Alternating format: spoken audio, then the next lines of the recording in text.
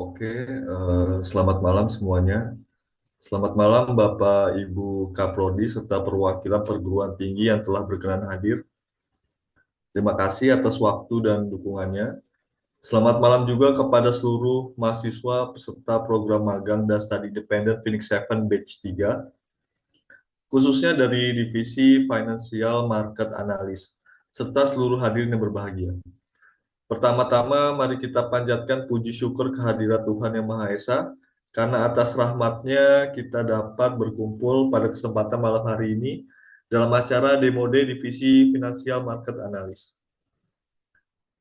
Teman-teman sekalian, ini adalah momen yang sangat berharga, the final moment, yang menandai keberhasilan perjalanan kalian selama mengikuti program magang dan studi independen ini. Atas nama seluruh tim Phoenix Seven, kami menyampaikan apresiasi dan terima kasih sebesar-besarnya kepada teman-teman semua yang telah menyelesaikan seluruh rangkaian penugasan dari awal hingga akhir.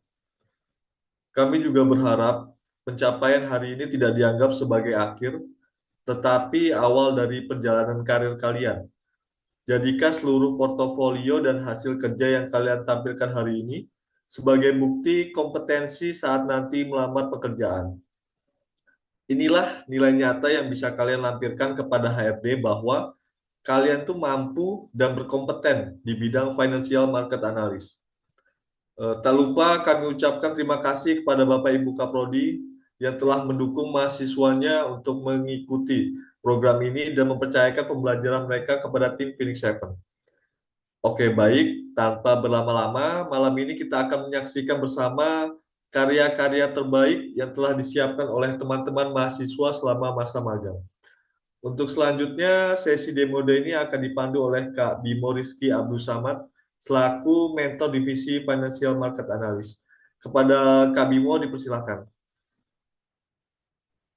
Oke, terima kasih banyak Kak Rido untuk ucapan pembukanya. Jadi selamat malam teman-teman semuanya. Jadi selamat datang ya, kita hari ini akan ada di Day dan selamat datang juga kepada yang terhormat Bapak dan Ibu Kepala Prodi dan juga perwakilan dari universitas apabila um, malam ini sempat untuk hadir ya. Saya sangat apresiasi atas kehadiran Bapak dan Ibu. Um, dan juga sebenarnya kami mengundang ya dari perwakilan Bursa Efek Indonesia cabang Yogyakarta, namun mungkin pada malam hari ini mereka belum bisa hadir dan kita akan bisa mengirimkan hasil project presentation ini, recordingnya dan juga file project presentation yang sudah kalian buat kepada perwakilan dari Bursa Efek Indonesia tersebut. Jadi udah siap ya semua ya, udah semangat di sini. Jadi kemarin aku juga sudah kirimkan ya untuk urutan kelompoknya ya. Di sini ada kelompok 17, kelompok 10, kemudian 25, 16, dan 24. Jadi langsung saja ya kita akan sambut kelompok yang pertama yaitu kelompok 17. Ada Cindy Astria, ada Siska Eria, Siti Novia, Stella Aplino, dan juga Shiva Syabila. Untuk kelompok 17, waktu dan tempat dipersilakan.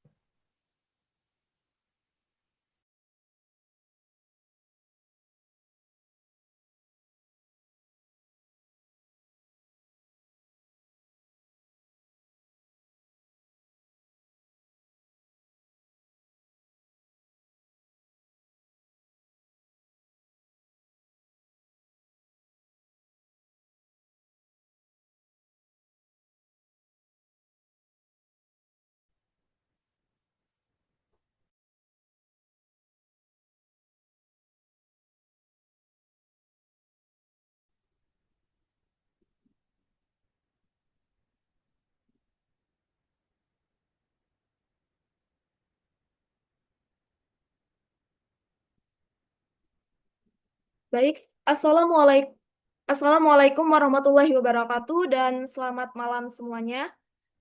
Sebelumnya terima kasih kepada Kak Bimo selaku mentor Divisi Financial Market Analyst dan juga Bapak Ibu Kaprodi dan dosen pembimbing yang sempat hadir pada malam hari ini dan juga kepada rekan-rekan semua yang sudah hadir pada malam hari ini.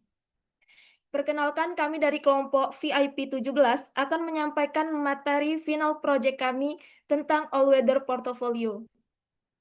Saya sendiri, Cindy Asia Septiani, sebagai ketua kelompok, dan rekan-rekan saya, Siti Novia Santi, Siva Sabila Wijaya, Siska Eriagea, dan juga Stella Aplino. Baik, langsung saja. Materi yang pertama akan disampaikan oleh saya sendiri.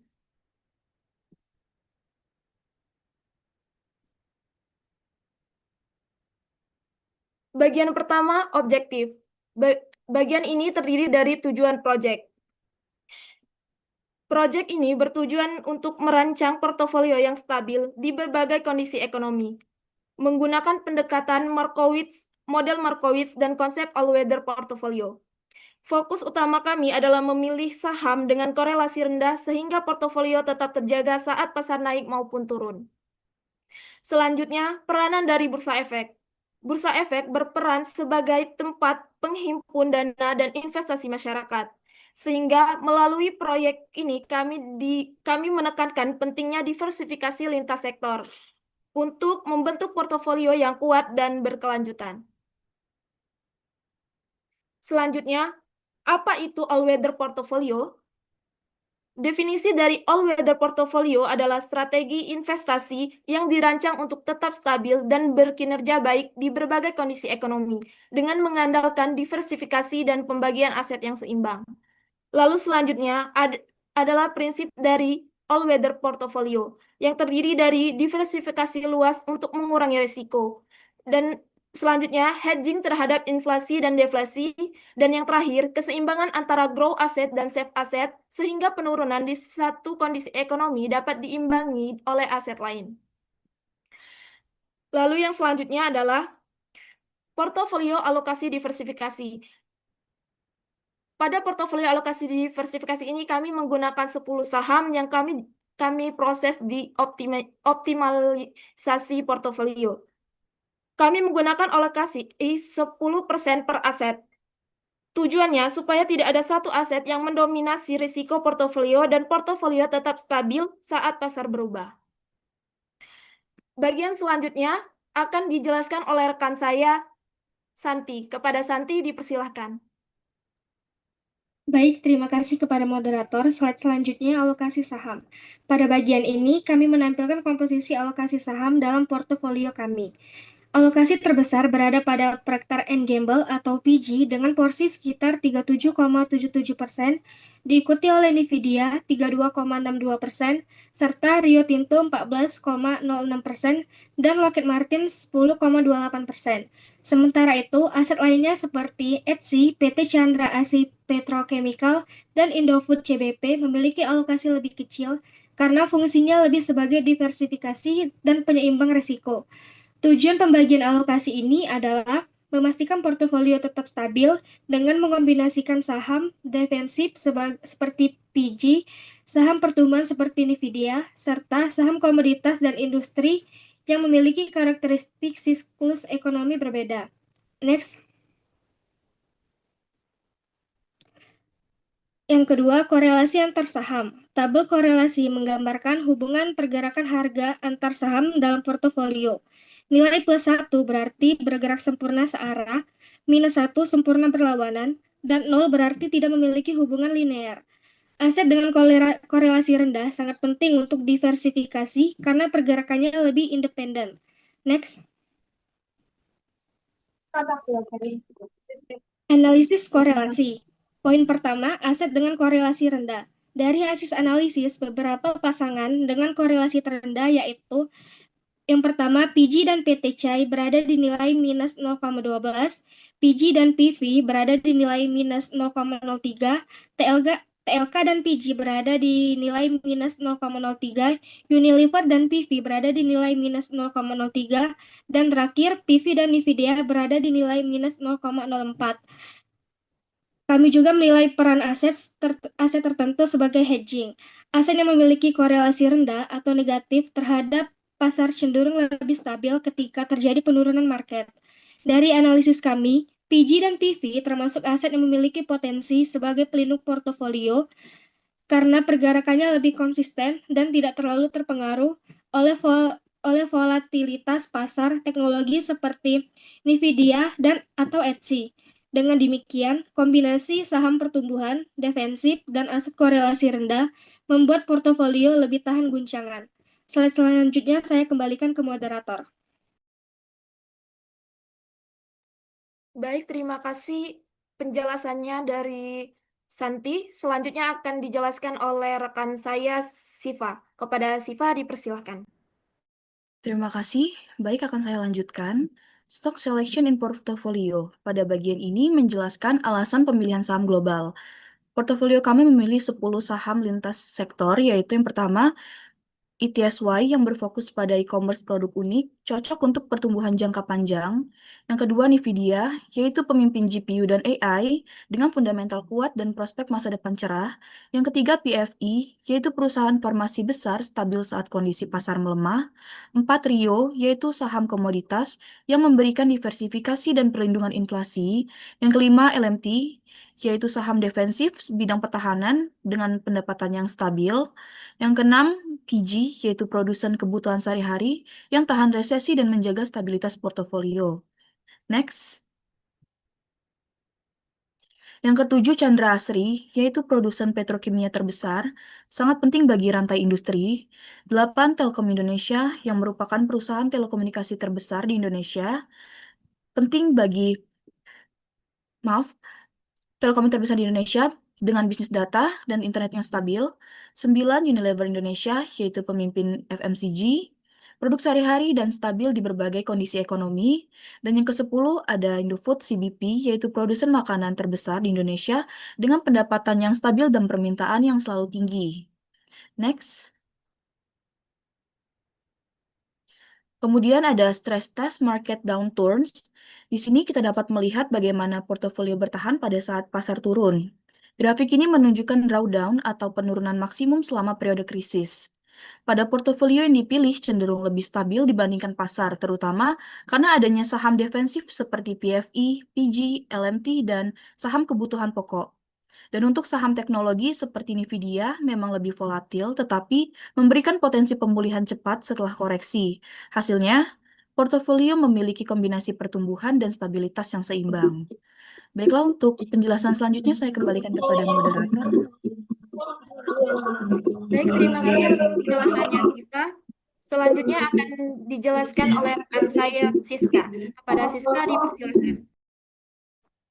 Baik, selanjutnya saya akan menjelaskan bagian stress test, yaitu bagaimana portofolio ini beraksi ketika pasar mengalami penurunan. Dari hasil stress test saham yang kami pilih, terbagi menjadi beberapa kategori terhadap kondisi pasar, seperti Etsy dan Nvidia. Saham-saham ini biasanya turun lebih dalam saat pasar melemah karena memiliki beta yang lebih tinggi. Kategori kedua adalah saham defensif, yang performanya lebih stabil, contohnya PFE, LMT, PNG, TLK, Unilever, dan PV. Perusahaan-perusahaan ini cenderung lebih tahan terhadap resesi karena tetap dibutuhkan dalam kondisi apapun. Kemudian ada saham cyclical seperti Rio dan PTK yang pergerakannya lebih dipengaruhi oleh harga komoditas dan kondisi ekonomi global. Sebagai contoh, Nvidia yang memiliki beta tinggi bisa turun 2 kali lebih agresif dibanding pasar. Sementara itu, TLK tetap lebih stabil karena pendapatannya berbasis recurring revenue atau pendapatan berulang yang konsisten setiap periode. Jadi, stress test ini menunjukkan bahwa kombinasi antara saham growth dan defensif membuat portofolio kami lebih seimbang dan sesuai dengan tujuan all-weather portfolio, bukan hanya mengejar return, tapi memastikan portofolio tetap tahan di berbagai kondisi pasar. Selanjutnya saya serahkan ke moderator. Baik, terima kasih Siska atas penjelasannya. Selanjutnya akan dijelaskan oleh rekan saya, Stella. Kepada Stella dipersilakan. Baik, rencana rebalancing. Pada bagian ini, kami menjelaskan rencana rebalancing yang bertujuan menjaga portofolio tetap sesuai alokasi target 10% per aset. Rebalancing penting untuk mencegah struktur resiko bergeser terlalu jauh ketika ada aset yang naik atau turun signifikan. Kami memakai dua metode. Yang pertama, rebalancing berkala setiap 6 bulan, Dan yang kedua, rebalancing berbasis toleransi, yaitu saat bobot aset menyimpang lebih dari 5% dari alokasi awal.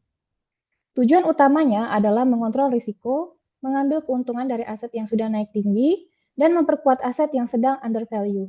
Next. Jadwal rebalancing.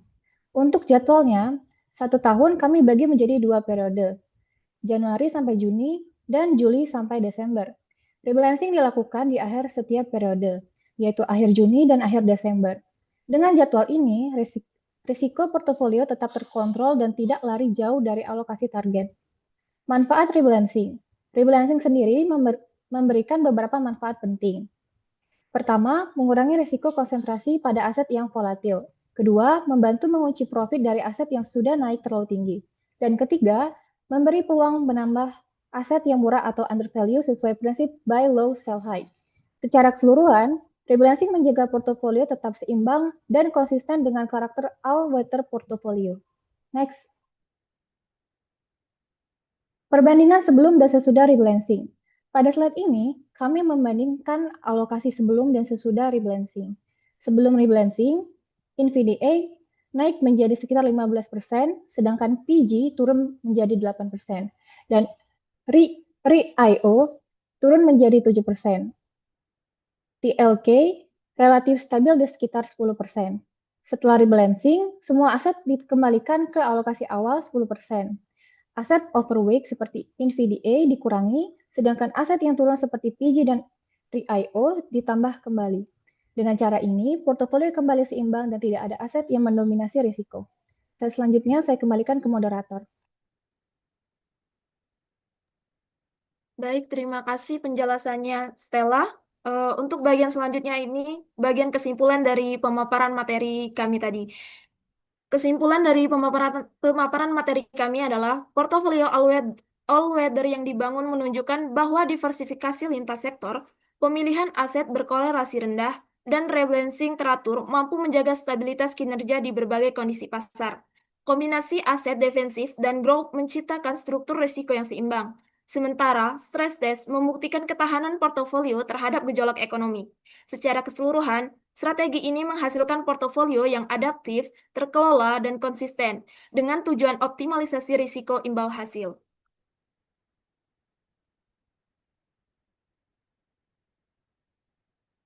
Baiklah, sekian pemaparan materi final project dari kelompok kami. Kami ucapkan terima kasih kepada rekan-rekan semuanya yang telah mendengarkan. Dan kami akhiri. Wassalamualaikum warahmatullahi wabarakatuh. Oke, terima kasih banyak untuk kelompok 17. Mari kita kasih tepuk tangan yang meriah ya teman-teman ya. Luar biasa. Dan kita ada waktu mungkin sekitar 3-4 menit ya untuk teman-teman kelompok lain ya bisa bertanya kepada kelompok 17, mungkin bisa lewat on mic maupun bisa lewat kolom Zoom chat juga ya. Sebelum nanti aku juga ada beberapa komentar. Jadi silakan teman-teman jika ada yang mau bertanya.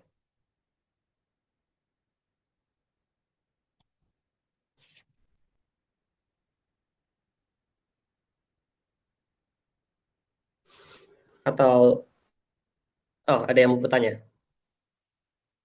Belum ya? Atau mungkin nanti ini aja ya, sembari aku ngasih komentar ya, nanti mungkin kalau ada yang mau bertanya, silakan raise hand atau lewat kolom chat juga boleh, nanti aku bacakan pertanyaannya. Jadi teman-teman tadi udah bagus ya, very well done, again, analisanya aku sangat apresiasi teman-teman bisa mengecek stress test, drawdown, dan lain-lain. Jadi tadi teman-teman juga highlight bahwa ada beberapa saham itu yang defensif, ada juga yang mungkin lebih agresif ya. Tentunya seperti Nvidia ya.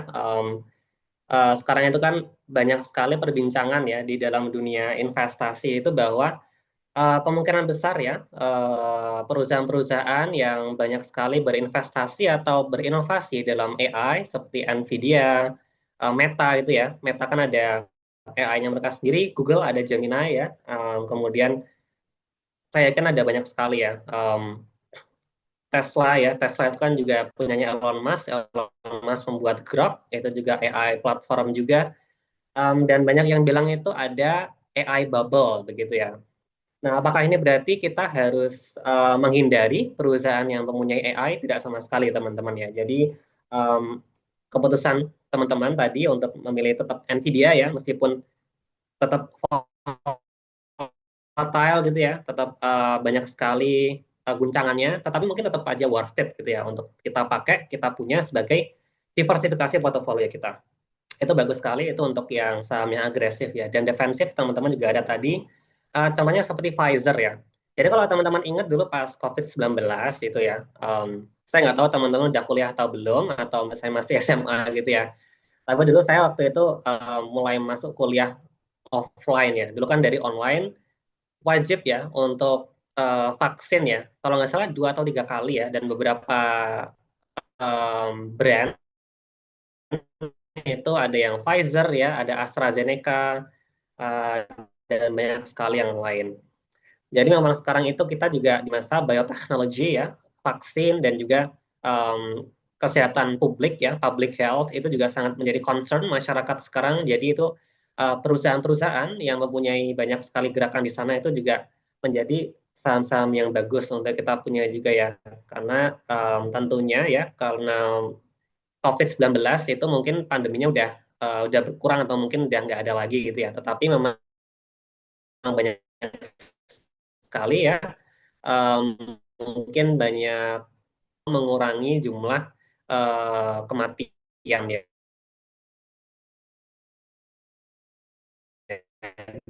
dalam kesehatan ya, mungkin virus polio dan lain-lain seperti itu. Nah, aku juga mau komentar untuk teman-teman yang lain tuh banyak sekali yang memilih Lockheed Martin, sangat-sangat bagus ya perusahaannya, kinerjanya bagus ya. Saya lihat juga dari waktu ke waktu mereka return of investment-nya sangat-sangat tinggi juga. Nah, tetapi memang Lockheed Martin ini adalah perusahaan biasanya dipakai untuk perang, teman-teman ya, untuk pertahanan, untuk senjata ya, teknologi senjata, dan mungkin untuk orang-orang masing-masing nggak apa-apa ya, istilahnya kalau ada teman-teman yang mau membeli itu silakan, nggak ada masalahnya. Tapi mungkin kalau teman-teman punya klien ya, punya apa, katakanlah perusahaan gitu ya, yang mungkin mereka tidak terlalu suka ya, yang sekarang kan mungkin Lockheed Martin kan dimiliki oleh Amerika Serikat, dan mereka mungkin mensupport negara-negara di area Timur Tengah itu ya, yang sekarang lagi melakukan banyak sekali serangan dan ini dan itu begitu.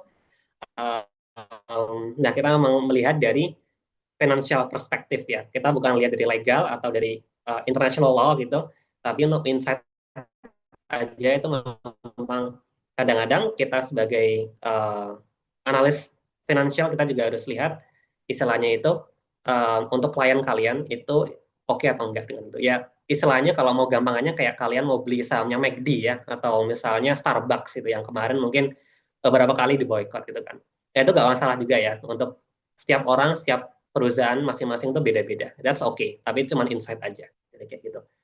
Oke, sepertinya belum ada pertanyaan teman-teman ya untuk kelompok 17. Jadi kalau sewaktu-waktu teman-teman yang lain ada pertanyaan ya, tetap tulis di kolom chat aja, dan kemudian untuk kelompok 17 nanti bisa menjawab langsung di kolom chat ya. Sekali lagi kita beri tepuk tangan yang meriah teman-teman untuk kelompok 17. Luar biasa presentasinya untuk malam ini ya. Oke, dan sekarang kita akan menuju ke kelompok selanjutnya ya, yaitu ada kelompok 10. Sebentar ya, saya bacakan dulu. Untuk anggotanya ada Marta Sekarwangi, ada Marta Lia Haliza, ada Mastina, dan akhirnya ada Mayvi Meilanti. Untuk kelompok 10, waktu dan tempat dipersilakan. Sayang.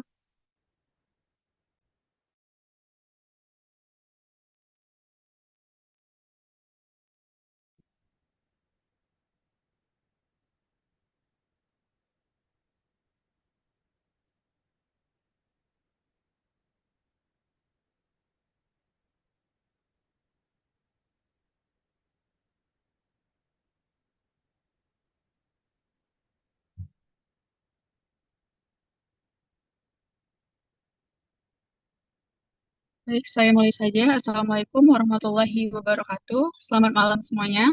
Sebelum itu, saya ucapkan terima kasih kepada para kaprodi dan dosen pembimbing, kakak-kakak mentor dari pihak Phoenix, serta rekan-rekan divisi yang hadir pada presentasi Demo Day malam ini. Baik, perkenalkan kami dari kelompok VIP 10 yang beranggotakan saya sendiri Marta Skarwangi dan rekan saya Martali Hadza, Mastina, dan Mifi Melati. Baik, untuk memulai pembahasan, saya persilakan kepada Martali Haliza untuk menjelaskan terlebih dahulu mengenai tujuan proyek dan strategi diversifikasi yang kami gunakan. Kepada Martali Haliza, saya persilakan.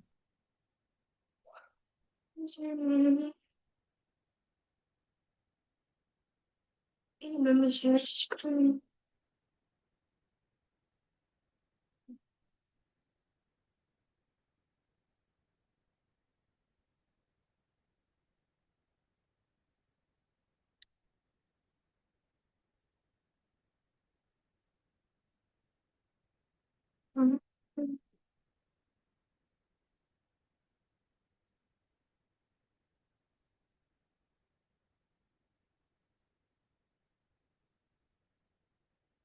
Maaf Kak, ininya belum ini.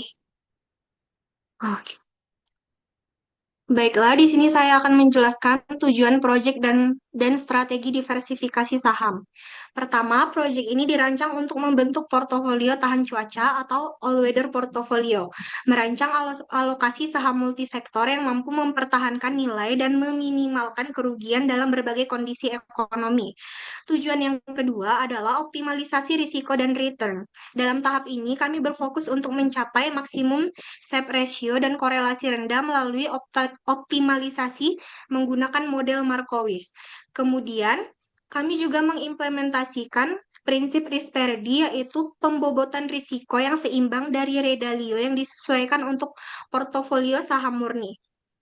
Di sisi sebelah kanan dapat kita lihat juga peran bursa efek. Bursa efek memiliki berbagai fungsi penting, mulai dari menyalurkan alokasi modal secara efisien ke perusahaan produktif, menjadi indikator kesehatan ekonomi makro, hingga berperan dalam penciptaan kekayaan jangka panjang melalui sarana investasi bagi masyarakat. Slide selanjutnya.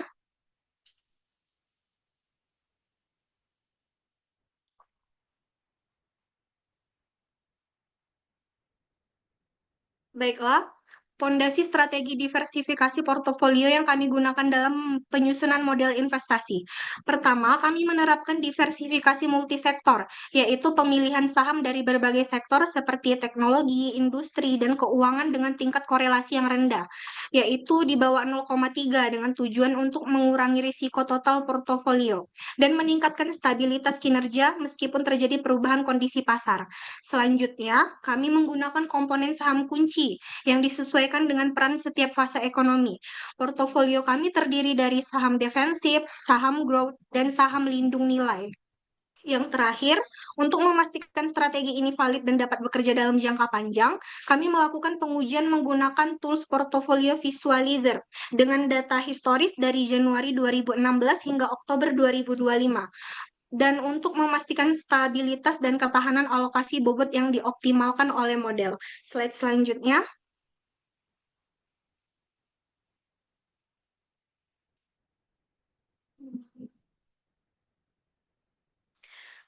Slide selanjutnya, apa itu all-weather portfolio? All-weather portfolio adalah strategi investasi yang dirancang oleh Redalio untuk menciptakan portofolio yang tahan terhadap berbagai kondisi ekonomi, yang bertujuan menyeimbangkan antara risiko dan imbal hasil melalui diversifikasi aset di berbagai sektor, sehingga portofolio tetap stabil, konsisten, dan mampu tumbuh dalam segala cuaca pasar. Nah, dalam all-weather portfolio ini ada beberapa prinsip dasar. Yang pertama itu ada diversifikasi lintas sektor, yang kedua ada hedging inflasi dan deflasi, kemudian ada balance between growth and safe assets. Lalu strategi ini dirancang untuk menghadapi berbagai kondisi pasar. Misalnya saat boom, ekonomi tumbuh cepat dari pasar yang biasanya naik. Kemudian saat resesi, aktivitas bisnis melemah dan pertumbuhan bisa menjadi negatif. Ada juga kondisi stagflasi, ketika inflasi tinggi tetapi pertumbuhan ekonomi stagnan.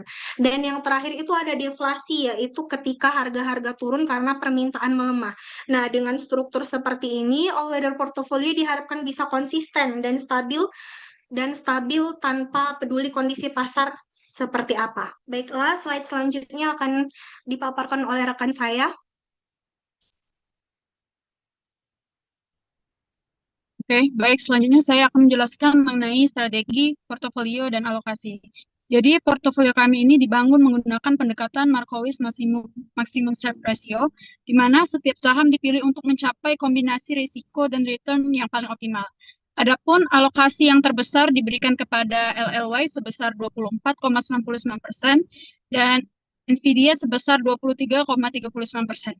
Dan alokasi terkecil diberikan kepada UNH sebesar 1,56% dan PM sebesar 1,59%. Next.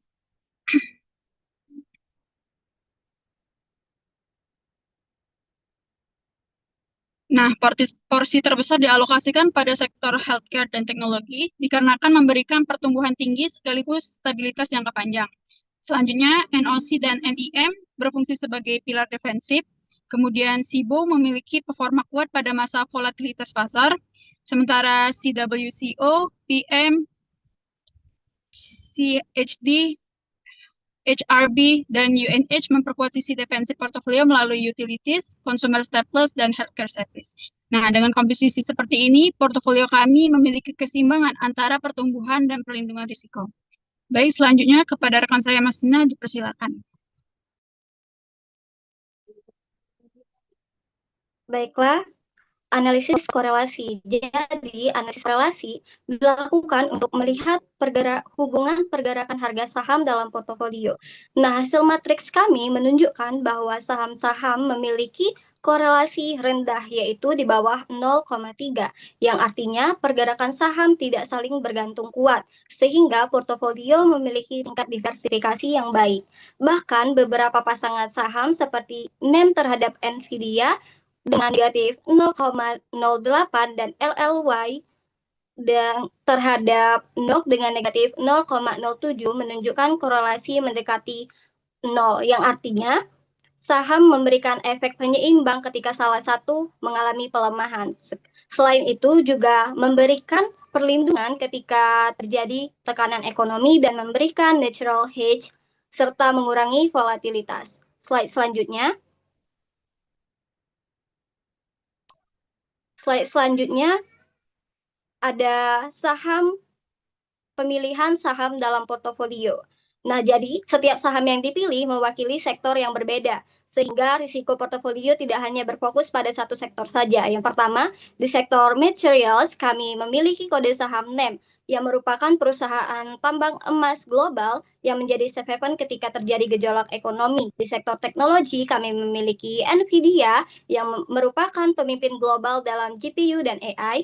Di sektor healthcare, kami memiliki LLY, yang merupakan perusahaan inovasi obat modern, dan UNH yang merupakan perusahaan layanan kesehatan terbesar di US. Dan di sektor industrials kami memiliki NOK yang merupakan perusahaan pertahanan. Slide selanjutnya.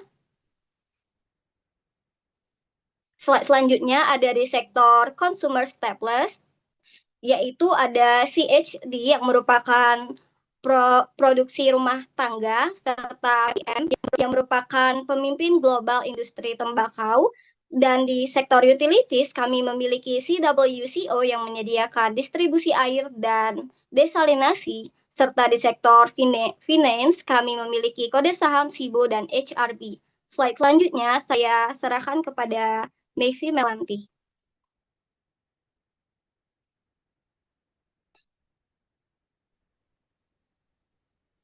Baiklah, selanjutnya adalah stress test saham. Kami memilih mayoritas saham dengan beta rendah, yaitu kurang dari 1, artinya pergerakan harga saham relatif lebih stabil dibanding pasar, di mana ketika pasar turun, saham-saham ini tidak mengalami penurunan terlalu dalam, sehingga mampu menjaga nilai portofolio. Saat pasar naik, saham-saham ini juga ikut naik, namun tidak secara signifikan atau kenaikan yang lebih terkendali, sehingga risikonya tetap terukur. Selain stabil secara volatilitas, saham-saham tersebut juga unggul dari sisi fundamental, ditunjukkan melalui tren pertumbuhan pendapatan dan laba yang konsisten, mencerminkan kekuatan operasional jangka panjang. Seperti NEM, posisinya di sektor emas menjadikannya aset pelindung atau safe haven saat terjadi gejolak ekonomi. Pendapatan, laba, dan EPS juga meningkat dalam 12 bulan terakhir, melanjutkan kenaikan pada tahun 2024. Kemudian Nvidia, saham dengan beta di atas 1, yaitu 2,27, tetap dipilih sebagai growth driver utama, sehingga di mana Nvidia merupakan pemimpin global AI dan teknologi dengan kapitalisasi pasar terbesar di dunia. Selain itu, pertumbuhan revenue agresif serta debt to equity ratio yang terus menurun.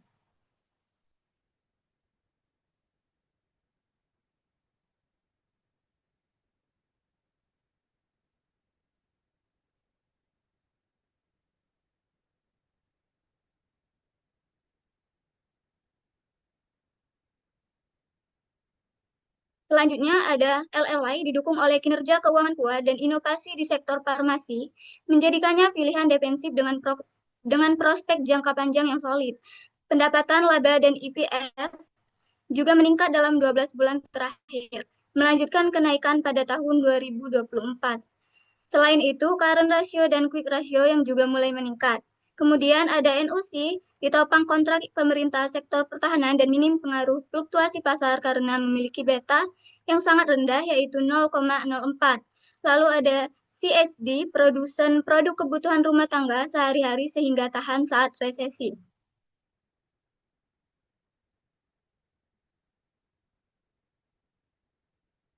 Selanjutnya ada PM, menunjukkan keunggulan melalui transformasi bisnis menuju produk tanpa asap, yang kini berkontribusi besar terhadap total pendapatan perusahaan. Pendapatan terus meningkat seiring ekspansi global dan meningkatnya adopsi produk berisiko lebih rendah di berbagai negara, serta tingkat utang juga tercatat menurun. Kemudian ada CWCO merupakan sektor utilitas air yang merupakan kebutuhan pokok sehingga permintaan tetap stabil meskipun ekonomi melemah. Lalu ada UNH merupakan salah satu perusahaan layanan kesehatan terbesar di US. Pendapatan konsisten meningkat serta kebutuhan kesehatan tetap ada dalam kondisi ekonomi apapun.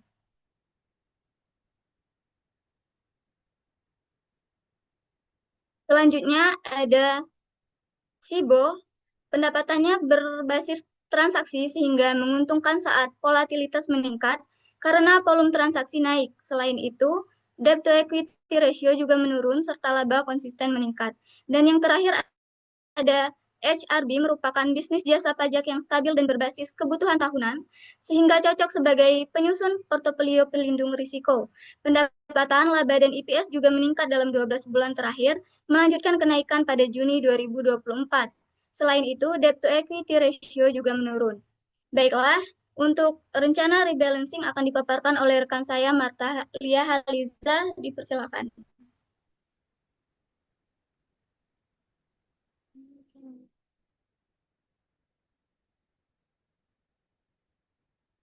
Selanjutnya, rencana rebalancing. Rencana rebalancing yaitu rencana yang bertujuan untuk menjaga strategi tetap konsisten dan mengontrol risiko akibat perubahan harga saham.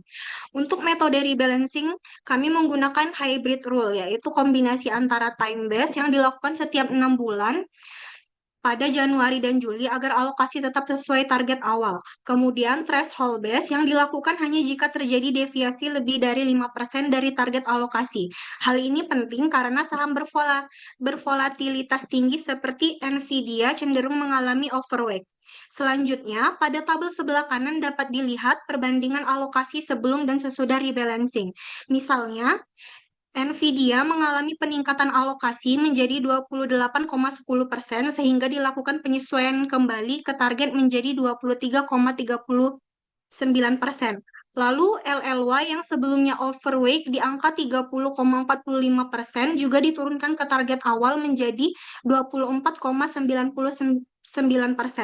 Untuk jadwal pelaksanaan rebalancing, periode Januari rebalancing kembali ke target awal. Periode Juli rebalancing jika deviasi lebih dari 5%. Kemudian pada periode Oktober hanya monitoring tanpa perubahan, kecuali terjadi deviasi yang signifikan. Nah, melalui pendekatan ini, portofolio tetap stabil meskipun kondisi pasar berubah. Baiklah, slide selanjutnya akan dipaparkan oleh rekan saya. Baik, sekarang saya akan masuk ke bagian kesimpulan. Next. Jadi, secara keseluruhan, portofolio ini dirancang dengan prinsip all-weather yang menggabungkan antara saham growth dan saham defensif. Nah, diversifikasi lintas sektor ini membantu menurunkan volatilitas sehingga penurunan di satu sektor dapat ditopang oleh seluruh sektor lainnya. Kemudian, korelasi antar saham yang rendah membuat portofolio ini lebih stabil, terkontrol, dan tidak bergantung pada satu sumber return saja. Nah, pendekatan ini juga memastikan setiap saham saling melengkapi menghadapi perubahan pasar, sehingga performanya lebih konsisten dalam jangka panjang. Baik, mungkin itu saja pemaparan kami pada hari ini. Kami mohon maaf apabila terdapat kekurangan maupun kesalahan dalam penyampaian. Kepada rekan-rekan yang ingin bertanya, dipersilakan.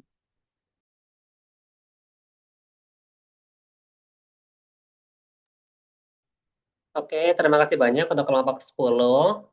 Luar biasa sekali analisanya. Jadi, apakah ada teman-teman yang ingin bertanya? Bisa mungkin raise hand ya, atau bisa juga ditulis di kolom chat. Silakan teman-teman. Oke, ada yang tanya ya. Mungkin saya bacakan di dalam materi. Oh, bentar, saya bacakan dulu yang nanyain siapa ya. Ada dari Putri Amelia. Di dalam materi ini semua saham-sahamnya berkorelasi rendah. Namun, apakah ada resiko bahwa korelasi berubah secara drastis di masa depan, terutama saat market mengalami shock besar? Bagaimana cara mengantisipasinya? Mungkin nanti aku bantu juga ya, tapi untuk sekarang kelompok 10 silakan untuk bisa menjawab dahulu.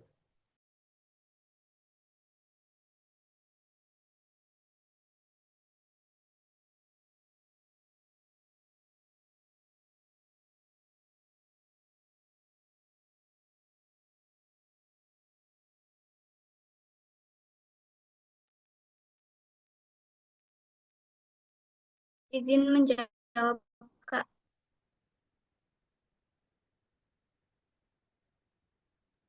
Ya, silakan.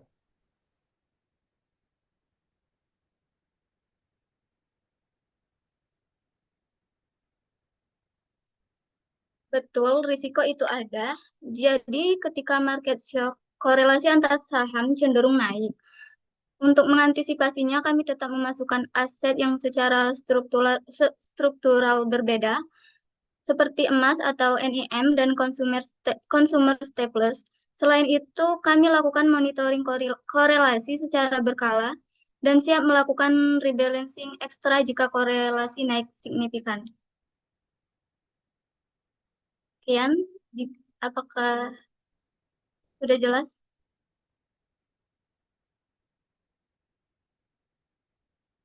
Sudah, makasih ya, Mas.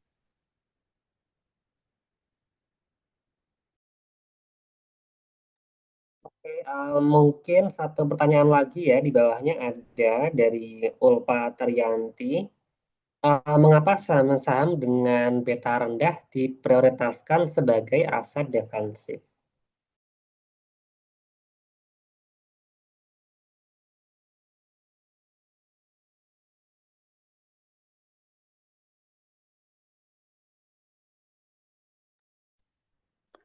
Oke, baik, izin menjawab, Kak. Jadi alasan kenapa saham dengan beta rendah itu diprioritaskan sebagai saham defensif karena jadi harganya itu tidak mudah goyang ketika pasar naik atau turun. Nah, beta rendah kan berarti saham tersebut bergerak lebih stabil dan tidak mengikuti gejolak pasar secara ekstrim. Jadi akibatnya saat terjadi krisis atau penurunan pasar, saham beta rendah turunnya itu lebih kecil dan membantu mengurangi risiko dalam portofolio. Apakah sudah jelas, saudari Ulfa? Iya, terima kasih. Oke, ya untuk jawaban yang dari Ulpa, pertanyaan yang Ulpa, aku tidak mau nambahin karena sudah benar ya, udah oke banget jawabannya. Untuk pertanyaan dari Putri, jadi memang selalu ada risiko ya. Kalau misalnya kita punya beberapa aset ya, nggak cuma saham aja, itu punya potensi untuk mereka itu bisa yang semulanya tidak ada korelasi menjadi lebih berkorelasi ya. Tetapi sebetulnya itu sebetulnya adalah alasan kenapa kita diversifikasi ya. Jadi karena kalau kita diversifikasi itu sangat kecil kemungkinannya bahwa nanti akan mereka itu semua dari yang kalian punya, katakan kalian punya 15 aset tuh ya. Katakanlah tahun depan ya, mungkin ada 2 aset baru ya, atau 3 aset itu yang semulanya tidak berkorelasi atau korelasi rendah itu menjadi tinggi ya. Tetapi sangat-sangat kecil kemungkinannya, atau bahkan mungkin bisa dibilang hampir tidak mungkin ya, itu kalau mereka semuanya langsung bisa korelasinya langsung dekat satu sama lainnya. Dan tentu saja habis itu kita juga ada rencana rebalancing ya, yang tadi juga udah dijelasin oleh kelompok 10. Oke, untuk pertanyaan yang lain mungkin kelompok 10 bisa menjawab langsung di kolom chat. Jadi mungkin aku ada beberapa komen tadi untuk kelompok ini bagus sekali karena teman-teman tadi udah menampilkan data juga ya. Karena kalian tidak hanya bilang ini sahamnya mungkin katakan perusahaannya pendapatannya naik, tapi kalian udah nyebutin juga katakan tadi Newmont meningkat 57,60%, habis itu Nvidia meningkatnya 26,60% ya. Kalian juga bilang Philip dan Morris tingkat hutangnya menurun juga, jadi itu very well done. Sekali lagi tepuk tangan teman-teman untuk kelompok 10. Oke, kita langsung aja ke kelompok selanjutnya. Ada kelompok, saya baca dulu ya, ada kelompok 25. Kelompok 25 ini ada anggotanya 25.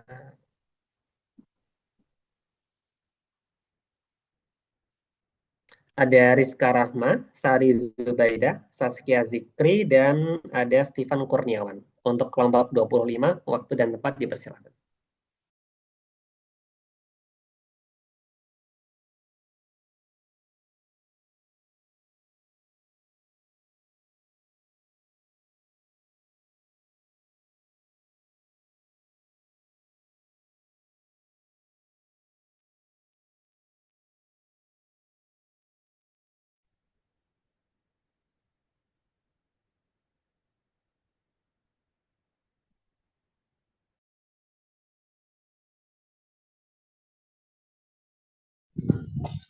Assalamualaikum warahmatullahi wabarakatuh.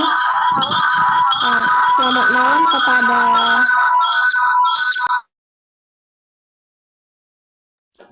Selamat malam Kak Bimo selaku mentor dan juga rekan-rekan sekalian.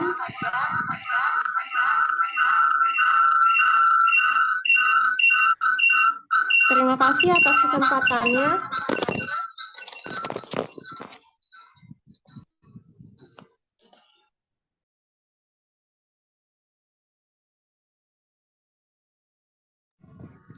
Maaf Kak, saya ulangi.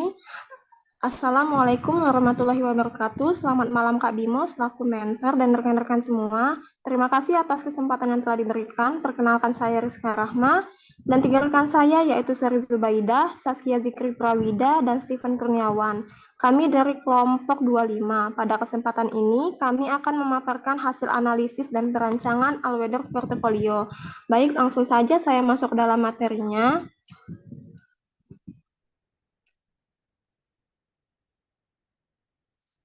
Tujuan utama proyek ini adalah untuk membangun portofolio yang mampu bertahan di berbagai kondisi ekonomi, sehingga menciptakan strategi investasi yang stabil, efisien, dan konsisten. Kemudian, Bursa Efek memegang peranan penting di sebuah negara, yaitu sebagai indikator kondisi ekonomi nasional, sumber pendanaan bagi perusahaan, dan wadah bagi masyarakat untuk berinvestasi. Dan juga untuk membangun portofolio yang tahan di berbagai kondisi, kuncinya adalah diversifikasi aset dan keseimbangan risiko, supaya jika satu aset turun, ada aset lain yang naik atau tetap stabil, sehingga total portofolio tetap aman dan konsisten dalam jangka panjang.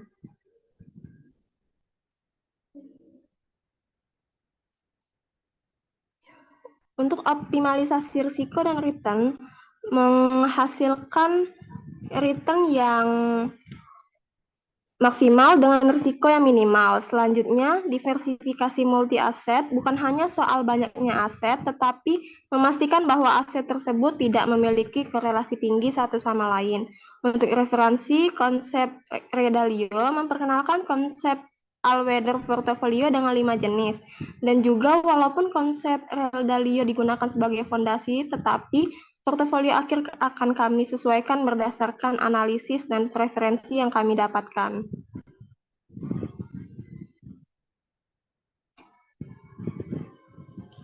Selanjutnya terdapat definisi dari all-weather portfolio. All-weather portfolio adalah strategi investasi yang dirancang untuk tahan di semua kondisi ekonomi.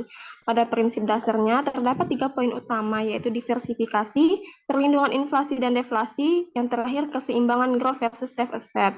Untuk kondisi pasar yang dihadapi, ada 4 poin, yaitu BOM yang merupakan saham yang lebih dominan, recession yaitu obligasi memberi perlindungan, stagflation adalah komoditas membantu menahan risiko, dan deflation yaitu obligasi jangka panjang yang biasanya menguat.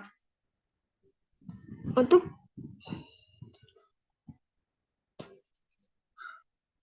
selanjutnya berikut daftar saham yang kami pilih berupa 5 saham Amerika dan 4 saham Indonesia.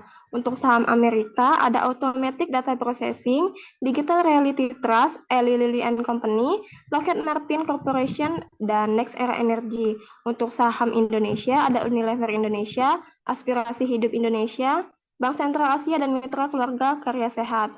Untuk materi selanjutnya akan saya serahkan kepada rekan saya, Stephen Kurniawan.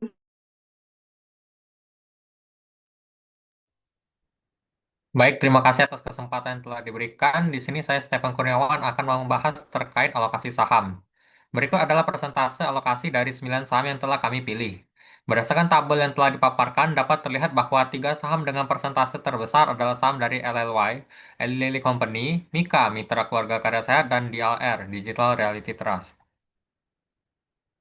Pada analisis korelasi, dapat terlihat berdasarkan tabel bahwa korelasi terbesar dimiliki oleh saham ADP terhadap NII, ADP terhadap DLR, lalu DLR terhadap ACE, dengan korelasi 0,297, 0,280, dan 0,275, yang berkorelasi positif moderat yang menunjukkan kecenderungan harga yang bergerak searah.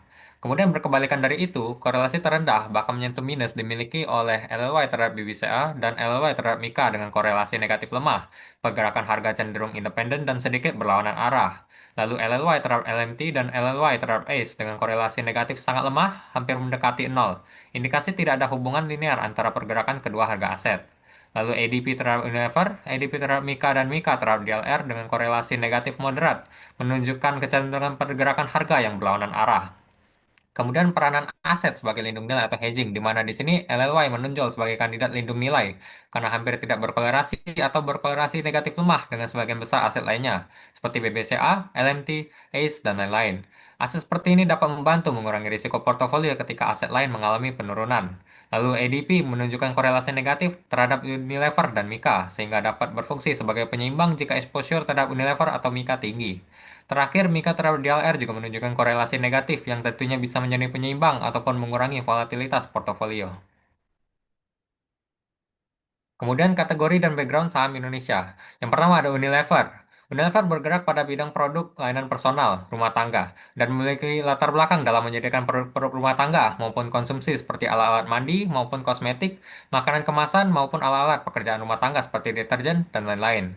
Kemudian Aspirasi Hidup Indonesia bergerak di bidang properti dan konstruksi retail yang memiliki latar belakang dalam menyediakan pengembangan properti terkait jasa hunian maupun gaya hidup seperti peralatan rumah. Kemudian Bank Sentral Asia bergerak di bidang perbankan dan memiliki latar belakang dalam menyediakan layanan perbankan, korporasi, retail, dan digital. Terakhir, Mitra Keluarga Karya Sehat merupakan perusahaan yang bergerak di bidang kesehatan dan rumah sakit dengan latar belakang mengelola jaringan rumah sakit dan layanan kesehatan di Indonesia. Kemudian kategori dan background saham Amerika. Yang pertama ada Automatic Data Processing yang bergerak di bidang software dan layanan IT dengan latar belakang yang bergerak pada layanan IT dalam membantu pengelolaan SDM dan solusi bisnis di dunia. Kemudian Digital Realty Trust yang bergerak di bidang data center dan infrastruktur colocation dengan latar belakang dalam menyediakan ruang dan infrastruktur server, penyimpanan data, dan peralatan teknologi informasi. Kemudian Eli Lilly Company bergerak di bidang farmasi dan kesehatan dengan latar belakang dalam pengembangan obat-obatan, terutama untuk diabetes, kanker, penyakit autoimun, dan neurologi. Kemudian ada Lockheed Martin Corporation, yang merupakan perusahaan Amerika yang bergerak di bidang pertahanan dan dirgantara, dengan latar belakang dalam memproduksi pesawat tempur, sistem senjata, satelit, dan teknologi keamanan nasional. Terakhir, Next Era Energy merupakan perusahaan Amerika yang bergerak di bidang energi terbarukan dan utilitas listrik, dengan latar belakang sebagai salah satu penyedia energi terbesar di Amerika Serikat yang berfokus pada pembangkit listrik tenaga angin, surya, dan gas alam. Untuk materi berikutnya saya serahkan kepada rekan saya Sari Zubaidah. Terima kasih. Terima kasih Stephen Kurniawan. Untuk selanjutnya yaitu keunggulan saham dan juga stress test saham. Untuk saham pertama yaitu ada Unilever. Dari sisi teknikal terjadi pembelian dalam volume tinggi pada tanggal 1 bulan 10 2025 serta posisi berada tepat di daerah support dan mengindikasikan adanya perubahan tren bullish atau naik. Untuk stress testnya yaitu sensitif terhadap pasar, risiko tinggi dan juga tetapi tetap defensif dari sisi permintaan. Selanjutnya yaitu ada dari ACE.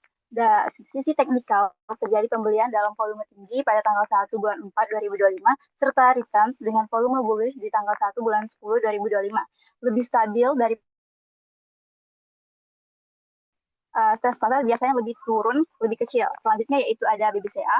Volume perdagangan mencapai 4,49 miliar pada tanggal 1 bulan 10 2025, tertinggi di antara semua saham Indonesia yang kami pilih dengan beta 0,82 dan volatilitas 0,60%, bank besar yang sangat stabil dan berisiko rendah dan tahan terhadap tekanan ekonomi. Selanjutnya yaitu ada Mika yang memiliki beta saham paling defensif untuk saham di Indonesia yaitu sebesar 0,76 yang mengakibatkan saham tersebut kurang volatil. Nah, sektor kesehatan tapi tetap memiliki permintaan yang stabil meski kondisi pasar tetap memburuk. Sektor kesehatan tetap memiliki permintaan yang stabil meski kondisi pasar memburuk. Selanjutnya ada saham Amerika yaitu ada ADP. Dari segi fundamental memiliki keunggulan dalam dividend growth atau pertumbuhan dividen yang terus meningkat selama 49 tahun. Dengan beta 0,60, ADP bergerak lebih stabil dibandingkan pasar dalam kondisi stres atau krisis. Selanjutnya yaitu ada DLR. Dari segi fundamental memiliki keunggulan dalam perbandingan debt per equity terkecil dengan rasio 0,85 yang terkecil di antara saham-saham Amerika yang kami pilih. Dengan beta 0,73, rate data center pergerakannya stabil dan permintaannya meningkat di era digital. Selanjutnya yaitu ada perusahaan LLY yang memiliki fundamental terbaik terutama dalam return of equity sebesar 48,5%, revenue growth sebesar 25% dan profit margin sebesar 21% sekaligus saham dengan max serve ratio model tertinggi dari 9 saham yang kami pilih. Nah, perusahaan farmasi tetap kuat bahkan kondisi pasar ekstrim. Selanjutnya yaitu ada LMT Martin yang memiliki beta saham yang paling defensif untuk saham Amerika maupun dalam 9 saham, yaitu sebesar 0,58.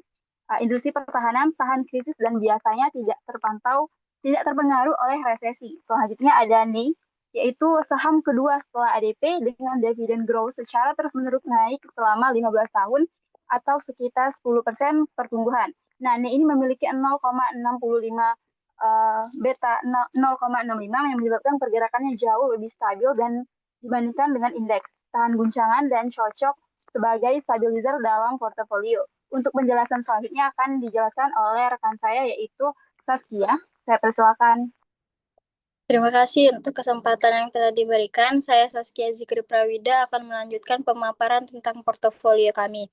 Jadi portofolio kami ini dikelola menggunakan metode hybrid rebalancing rule. Metode tersebut adalah gabungan dari team based rebalancing dan threshold based rebalancing.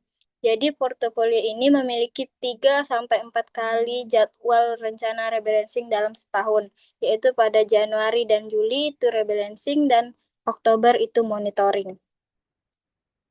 Selanjutnya dapat dilihat pada tabel bahwa pergerakan pasar itu telah menyebabkan portofolio kami menyimpang dari target optimal mark share. Terdapat 5 saham mengalami kelebihan bobot atau yang disebut overweight dan 4 saham mengalami kekurangan bobot atau yang disebut underweight. Rebalancing yang kami lakukan yaitu dengan cara menjual sebagian saham yang mengalami overweight dan membeli tambahan saham yang mengalami underweight. Hasilnya alokasi saham kami kembali ke target awal dengan memastikan tetap mempertahankan profil resiko dan return yang optimal dan disiplin. Selanjutnya dapat dilihat bahwa diagram perbandingan alokasi saham portofolio kami di sebelum rebalancing dan sesudah dilakukannya rebalancing. Baiklah, sebagai penutup, saya akan menjelaskan dua objek yang dapat menyimpulkan portofolio kami. Yang pertama itu dari segi ringkasan kekuatan portofolio. Portofolio kami ini secara aktif menggabungkan pasar domestik dan pasar global. Kombinasi ini bertujuan untuk mencapai korelasi rendah antar aset. Ketika salah satu pasar sedang mengalami pelemahan, maka pasar lainnya dapat bertindak sebagai penyeimbang atau buffer sehingga menjaga stabilitas portofolio secara keseluruhan. Yang kedua, alokasi presentasi saham yang kami hasilkan juga itu melalui model optimasi yang berfokus pada maximizing Sharpe ratio. Metode ini melampaui pemilihan saham biasa. Ini adalah pendekatan kuantitatif yang memastikan portofolio ini memperoleh pengembalian tertinggi untuk setiap unit resiko yang diambil. Selanjutnya, model optimasi juga mengidentifikasi saham dengan rasio resiko return terbaik yang menghasilkan konsentrasi bobot signifikan pada saham seperti LLY dan MICA atau ADP atau DLR. Ini adalah alokasi yang cerdas karena daripada kami menyebar dana secara merata yang berpotensi menahan return, kami malah membuat portofolio ini secara strategis menempatkan modal terbesar kami pada aset yang secara statistik paling efisien dan optimal. Yang terakhir, portofolio kami ini juga menggunakan aturan rebalancing hybrid. Artinya, hal ini menunjukkan bahwa manajemen aktif yang disiplin, karena setiap 6 bulan sekali kami memastikan konsistensi strategi secara rutin dan pada threshold kami memungkinkan respon cepat terhadap pergerakan pasar yang ekstrim, mencegah saham yang mengalami overweight itu berpotensi menimbulkan resiko yang tidak perlu dan memastikan portofolio kami selalu mendekati profil resiko optimalnya. Dan untuk objek kedua, dari segi insight utama yang didapat, portofolio kami ini menggabungkan saham Indonesia dan Amerika.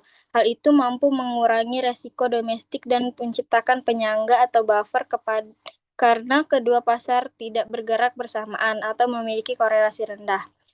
Yang kedua, kami juga memanfaatkan aset yang efisien dari berbagai kelas dan geografi dapat membuat portofolio ini lebih stabil dan memiliki akses ke potensi return global supaya lebih kuat menghadapi gejolak pasar lokal. Demikianlah pemaparan yang dapat kami sampaikan. Terima kasih atas kesempatan dan perhatiannya. Kami akhiri. Wassalamualaikum warahmatullahi wabarakatuh. Terima kasih.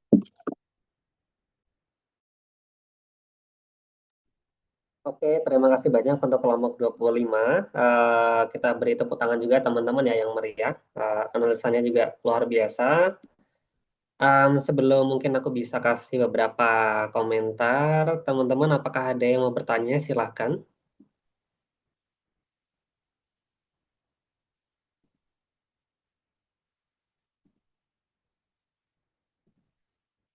Oke, ada yang tanya di kolom chat ya, dari Safa Anindya. Bisa jelaskan apa fungsi utama bursa efek dalam perekonomian dan bagaimana perannya mendukung aktivitas pasar modal secara keseluruhan?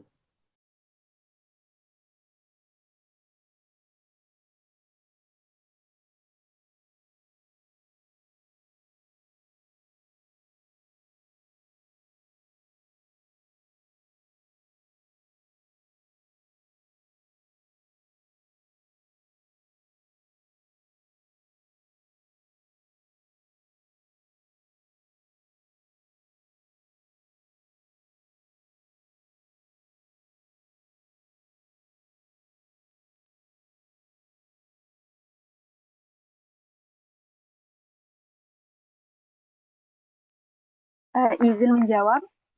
Izin menjawab Kak Bimo.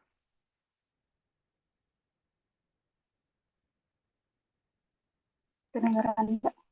Iya, kedengaran. Silakan.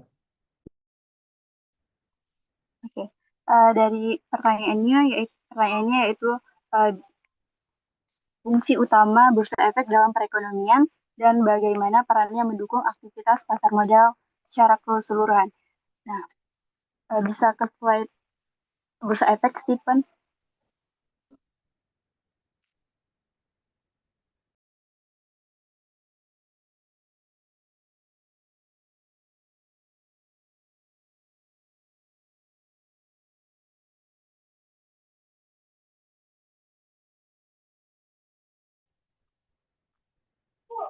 Oke.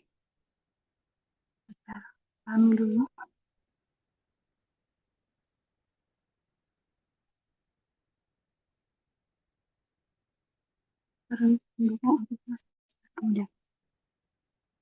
Nah, jadi di sini ada 3 pentingnya bursa efek. Yang pertama yaitu indikator kesehatan ekonomi, kedua sumber pendanaan bagi perusahaan untuk berkembang, ketiga wadah bagi masyarakat untuk berinvestasi dan juga ikut serta dalam pertumbuhan ekonomi. Nah, yang kita tahu yaitu bursa efek itu sebagai pasar besar jual belinya saham, di mana di situ terjadinya pengumpulan atau bagi investor yang akan berinvestasi. Contohnya seperti perusahaan yang akan mengembangkan perusahaannya dengan cara menjual saham perusahaannya dan dibelilah oleh masyarakat sebagai investor, dan itu akan ikut serta dalam pertumbuhan ekonomi. Bentar, pertanyaan tadi.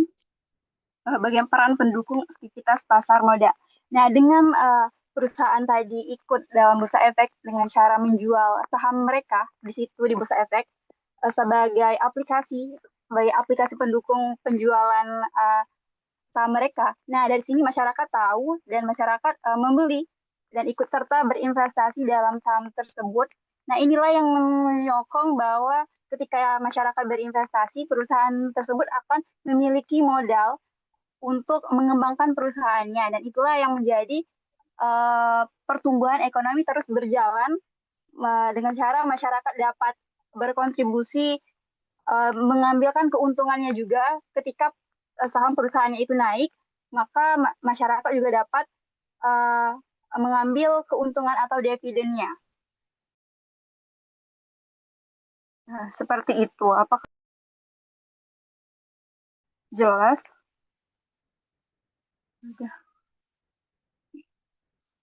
Udah jelas, terima kasih.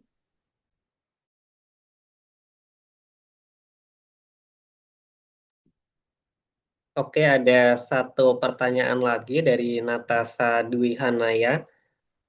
Mungkin bisa dijawab di kolom chat aja ya untuk kelompok 25, karena mungkin untuk mengingat waktunya kita mungkin biar nggak terlalu malam ya selesainya, nanti bisa dijawab di kolom chat aja. Jadi untuk Natasha nanti silakan ditunggu jawabannya dari kelompok 25. Dan komentar dari aku tadi udah bagus banget ya project kalian. Tadi kalian yang aku sadar itu lumayan heavy di produk-produk retail ya, seperti Unilever dan juga ada S Hardware ya, atau Asus sekarang namanya itu. Jadi memang ya kalau kita secara lihat garis besar ya, memang ya namanya manusia ya, orang, masyarakat itu memang ketika mau pasar naik atau turun ya mereka tetap saja perlu beli peralatan rumah tangga ya, seperti mungkin ya sabun ya, shampoo dan lain-lain. Jadi itu memang juga salah satu perusahaan dengan saham yang prospeknya bagus ya, terlepas dari segala macam ancaman global dan juga situasi-situasi ekonomi. Jadi seperti itu. Sekali lagi kita kasih tepuk tangan teman-teman untuk kelompok 25. Very well done presentation. Dan kita langsung lanjut saja ke kelompok selanjutnya, yaitu ada dua lagi ya, ada kelompok 16.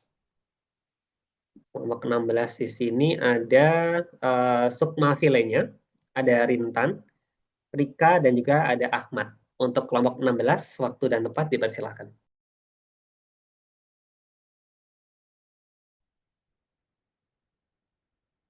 Assalamualaikum warahmatullahi wabarakatuh. Selamat malam. Sebelumnya, terima kasih Kak Bimo selaku mentor, serta Bapak Ibu pembimbing dan Bapak Ibu Kaprodi yang telah berkenan hadir. Terima kasih atas waktu dan kesempatan yang diberikan kepada kami. Perkenalkan, kami dari kelompok 16 dengan anggota Sukma Vilennya, Rintan, Ahmad Rafli, dan Rika Salsabilasari. Pada kesempatan ini, kami akan mempresentasikan hasil final project kami mengenai All-Weather Portfolio. Untuk memulai presentasi, saya persilakan rekan saya, Rintan, untuk menjelaskan slide pertama. Baiklah, terima kasih kepada rekan saya, Rika Salsabila Sari. Baiklah, saya akan menjelaskan materi yang pertama, yaitu tujuan dari proyek ini, yaitu untuk memahami dan membangun portofolio yang stabil, efisien, dan dapat bertahan di berbagai kondisi. Selanjutnya yaitu pentingnya bursa efek bagi suatu negara. Yang pertama yaitu menciptakan likuiditas. Bursa efek memastikan adanya pasar yang liquid sehingga investor bisa membeli atau menjual saham kapan saja sesuai dengan harga pasar. Yang kedua yaitu sebagai sarana pendanaan masyarakat. Bursa efek memainkan peran penting sebagai tempat masyarakat menanamkan dana pada berbagai instrumen seperti saham, obligasi, dan produk keuangan lainnya. Dan yang ketiga yaitu mendukung pertumbuhan ekonomi nasional. Dengan adanya aliran dana dari investor, perusahaan dapat tumbuh dan berkembang yang pada akhirnya mendorong pertumbuhan ekonomi di suatu negara. Selanjutnya yaitu optimalisasi resiko dan return. Strategis menyeimbangkan tingkat resiko yang bersedia ditanggung dengan tingkat imbal hasil yang diharapkan. Tujuannya adalah untuk membangun portofolio yang menghasilkan return maksimal untuk setiap unit resiko yang diambil, yaitu dengan cara rebalancing rutin, cek kolerasi antar saham, dan atur asset allocation. Next. Selanjutnya yaitu diversifikasi multi-aset, yaitu strategi investasi yang membagi portofolio ke berbagai kelas aset untuk menurunkan resiko tanpa mengorbankan potensi return, seperti stok, cash, commodities, dan fixed income.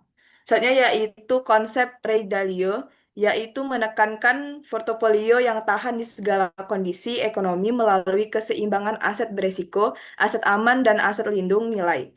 Modifikasi pribadi dapat dilakukan dengan menyesuaikan alokasi berdasarkan tujuan, toleransi resiko, dan preferensi investor, sehingga portofolio tetap mengikuti prinsip dasar Dalio namun lebih relevan dengan kebutuhan individu. Next. Selanjutnya yaitu What's an All-Weather Portfolio, yaitu strategi investasi berbasis risk balance portofolio yang mengalokasikan dana ke berbagai kelas aset dengan tujuan memperoleh kinerja yang stabil di berbagai kondisi. Prinsip dasarnya yang pertama yaitu diversifikasi, yang kedua hedging inflasi and deflasi, yang ketiga yaitu balance between grow asset and save asset.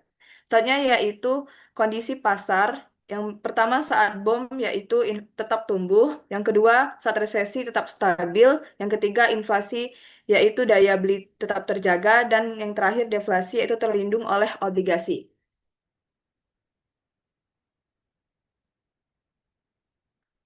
Next.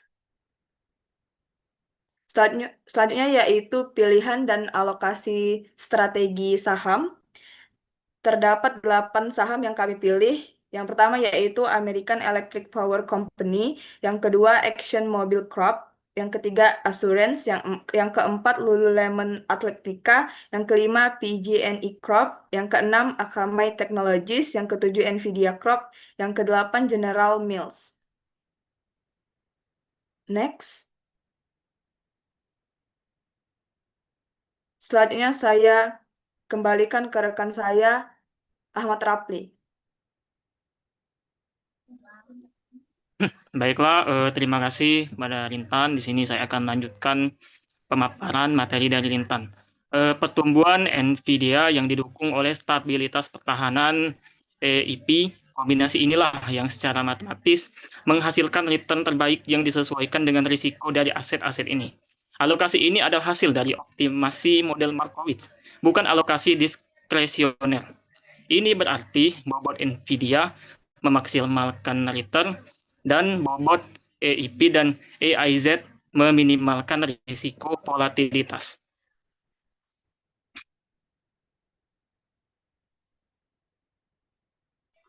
Dalam analisis portofolio, korelasi digunakan untuk mengukur sejauh mana dua aset bergerak bersama. Nilai korelasi berada pada rentang -1 hingga +1. Namun untuk kebutuhan penilaian diversifikasi biasanya digunakan rentang nilai positif 0 sampai 1. Korelasi umumnya positif hingga rendah hingga moderat yang menunjukkan aset cenderung bergerak bersama. Namun Nvidia adalah aset terbaik untuk diversifikasi karena memiliki korelasi negatif kecil dengan aset defensif EIP dan JIS yang efektif mengurangi risiko dan volatilitas portofolio. Pada tabel tersebut, nilai korelasi paling tinggi adalah saham BJNI Corp dan Exxon dengan nilai 0,29 dan nilai yang paling rendah adalah Nvidia dan GOS dengan nilai -0,03.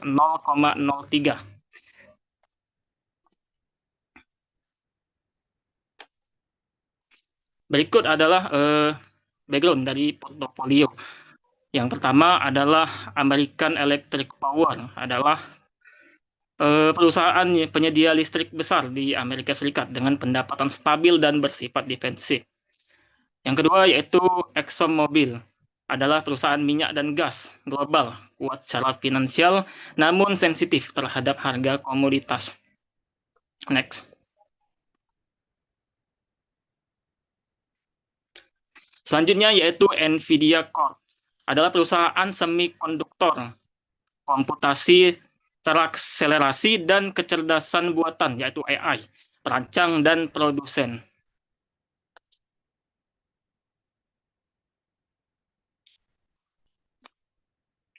Next.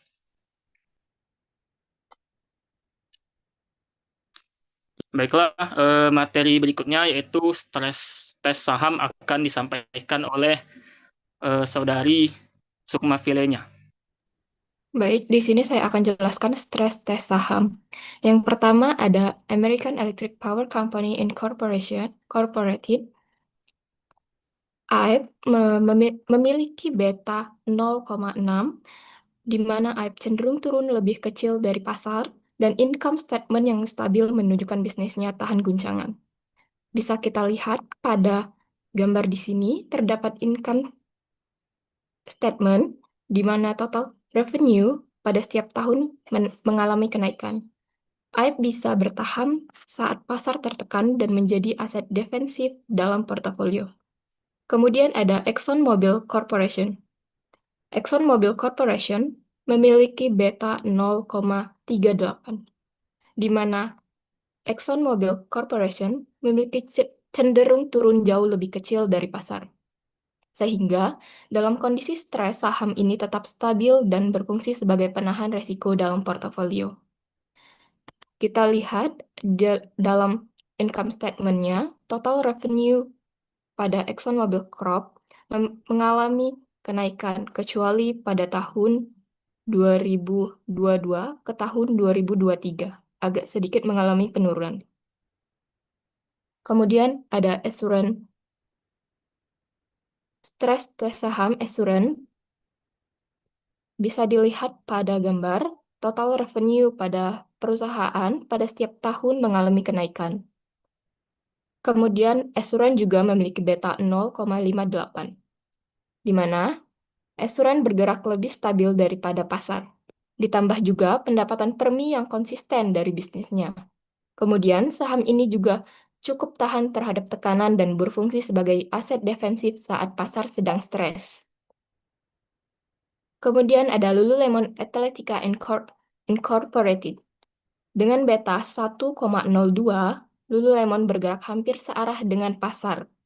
Saat terjadi stres di pasar, Lululemon cenderung turun dengan besaran yang mirip pergerakan indeks. Maka, saham Lululemon ini tidak terlalu defensif maupun agresif. Resikonya moderat, serta lebih dipengaruhi kondisi permintaan konsumen dan sentimen pasar. Kemudian ada Nvidia. Nvidia memiliki income statement dengan total revenue naik pada setiap tahun. Kemudian Nvidia ini juga menunjukkan Perilaku yang tangguh karena kinerjanya melonjak drastis. Pendapatan meningkat dari 11,72 billion pada 2018, kemudian menjadi 130,5 billion pada 2024. Sementara net income naik sekitar 4,41 billion pada 2018 menjadi 72,88 billion pada tahun 2024. Lonjakan profitabilitas ini menunjukkan margin yang semakin kuat. Dengan Nvidia mampu bertahan bahkan saat pasar tertekan. Dengan pertumbuhan sebesar ini, Nvidia berpotensi menjadi penopang stabilitas sekaligus mesin pertumbuhan utama dalam portofolio yang kita terapkan. Kemudian penjelasannya akan dilanjutkan oleh rekan saya.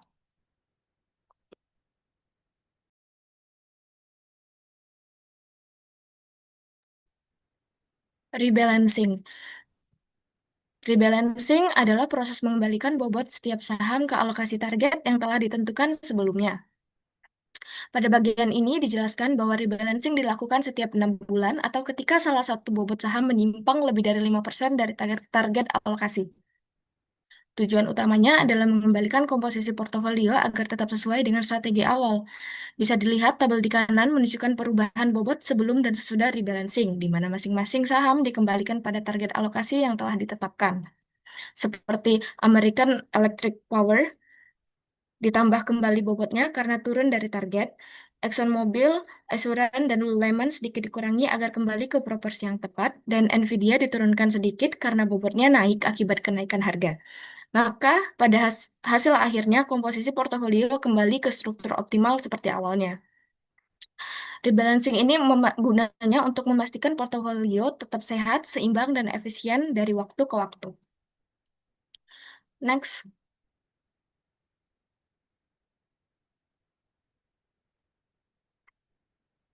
Next. Secara keseluruhan,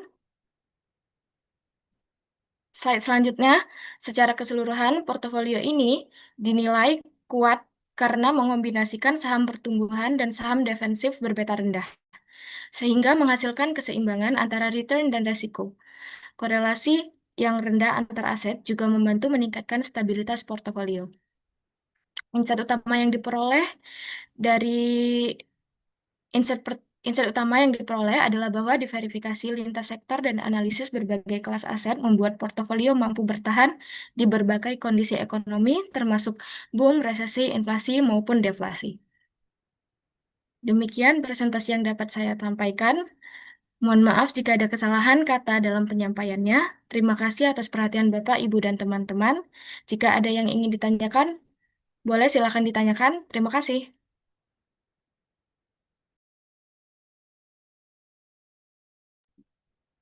Oke, terima kasih banyak dari kelompok 16. Mari kita kasih tepuk tangan yang meriah juga teman-teman ya. Analisa yang luar biasa juga. Silakan teman-teman, kalau ada yang mau bertanya ya. Atau kalau dari tadi pada lewat chat Zoom ya, kalau mau bisa pakai on mic juga teman-teman ya. Bisa langsung di on aja. Jadi silakan teman-teman, kalau ada yang mau bertanya.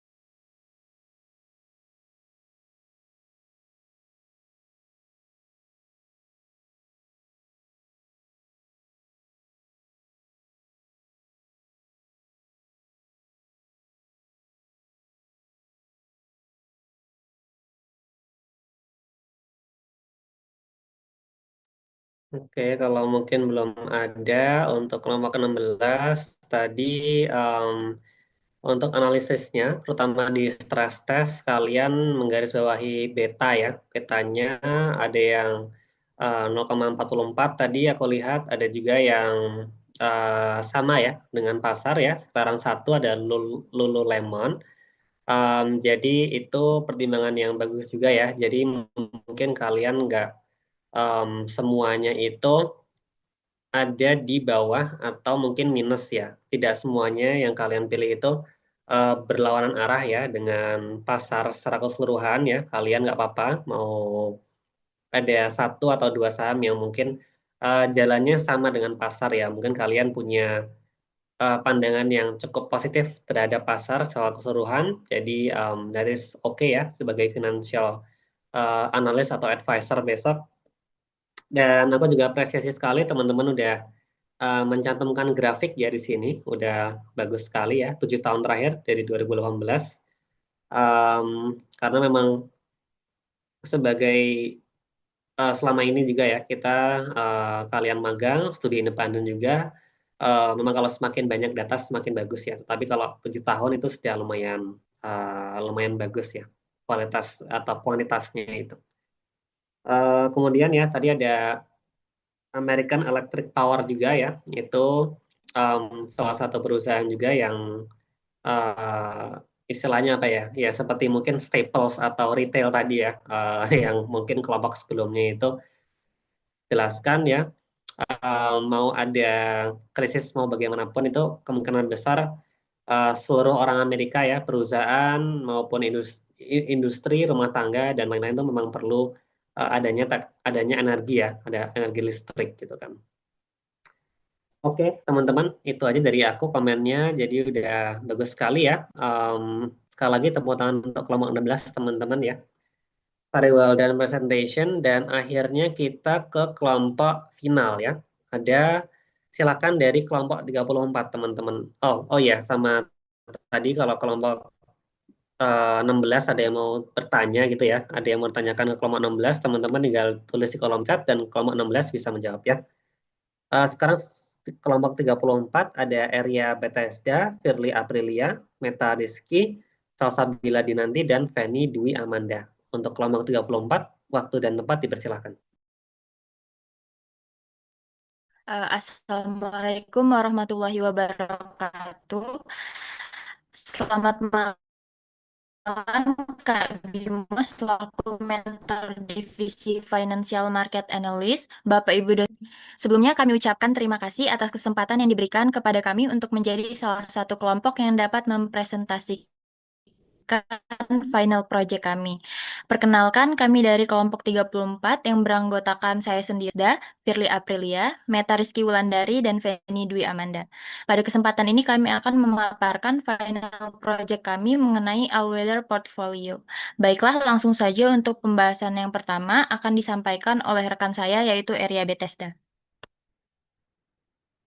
Jadi, fokus kami adalah menyusun sebuah portofolio investasi yang stabil dan tahan di semua kondisi ekonomi, baik ketika ekonomi sedang tumbuh, stagnan, sampai ketika terjadi tekanan. Kami mengadaptasi konsep all-weather portfolio milik Ray Dalio yang tidak hanya membagi aset secara nominal, tetapi berdasarkan resiko. Artinya, setiap aset tidak boleh memiliki porsi resiko yang terlalu dominan agar portofolio tetap seimbang. Next. Nah, sebelum masuk lebih dalam, kami juga menyinggung peran bursa efek, karena ini menjadi fondasi dari analisis pasar. Bursa efek menjadi pusat penghimpunan modal bagi perusahaan, sehingga bisnis bisa berkembang dan membuka lapangan kerja.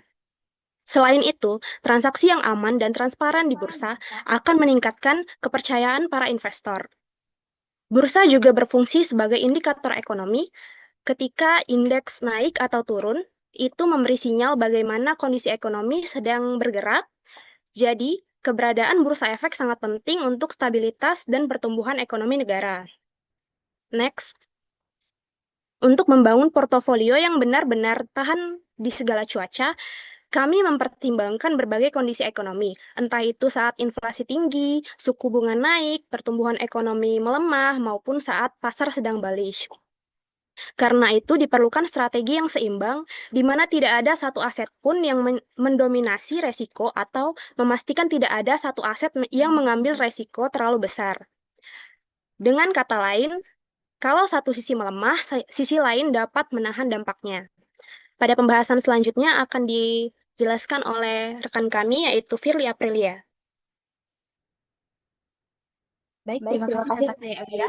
Bisa rekan-rekan sekalian lihat, di bagian ini kami pentingnya diversifikasi dan disparity yang dikenalkan Ray Dalio dalam konsep all-weather portfolio. Diversifikasi dilakukan dengan menyebar aset ke saham, emas, komoditas, obligasi, dan kas agar risiko tidak bertumpuk pada satu jenis aset saja. Sementara risk parity memastikan setiap aset memberi kontribusi risiko yang seimbang sehingga portofolio tetap stabil dan tidak ada aset yang terlalu dominan. Dengan mengikuti prinsip Ray Dalio ini, portofolio menjadi lebih stabil dan tetap efektif di berbagai kondisi ekonomi. Next.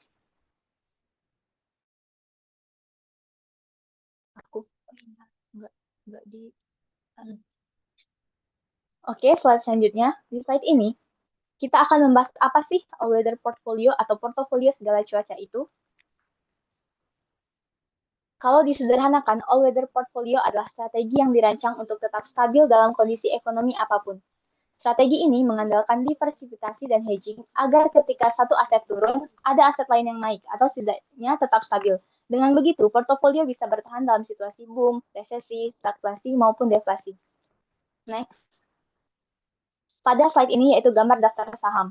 Untuk mewujudkan strategi dalam membangun all-weather portfolio tersebut, kami memilih saham dari sektor yang benar-benar beragam. Ada sektor kesehatan, energi, farmasi, emas, perbankan, transportasi, sampai sektor pertahanan. Tujuannya supaya resiko tersebar luas dan portofolio tidak hanya bergantung pada satu industri saja. Pada gambar ini terlihat ada 15 perusahaan yang telah kami pilih dengan masing-masing alokasi yang juga berbeda-beda.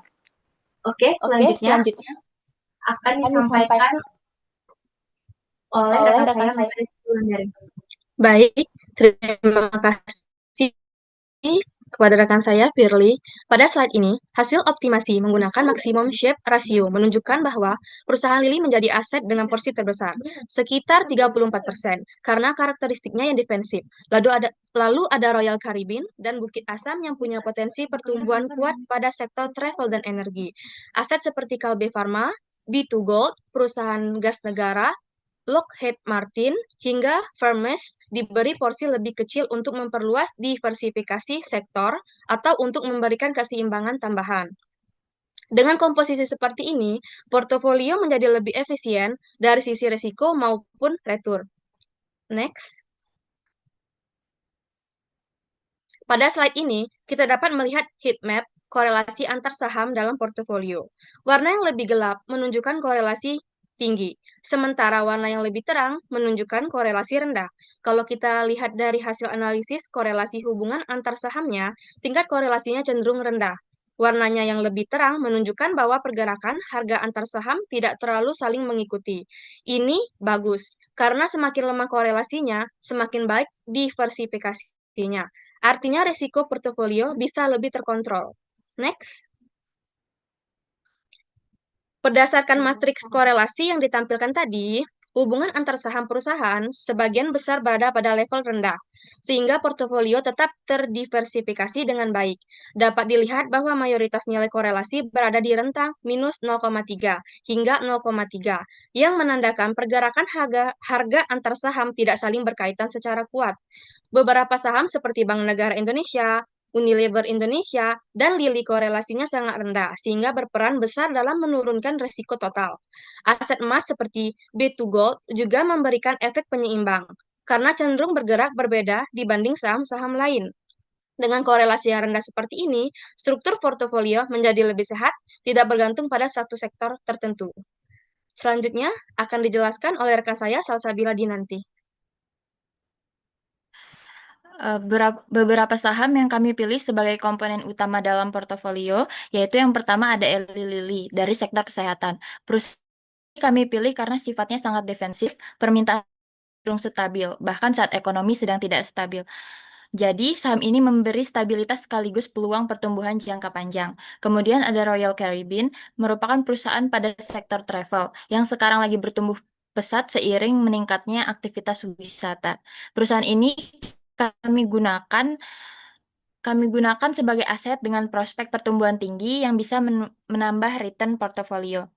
Selanjutnya yaitu Bukit Asam, merupakan perusahaan tambang domestik. Kami pilih karena stabil dan cocok untuk diversifikasi. Pergerakan harganya tidak selalu mengikuti tren teknologi atau sektor konsumen, jadi bisa membantu menurunkan risiko keseluruhan. Yang keempat ada B2Gold. Perusahaan ini merupakan perusahaan emas. Perannya sebagai aset pelindung nilai sangat penting.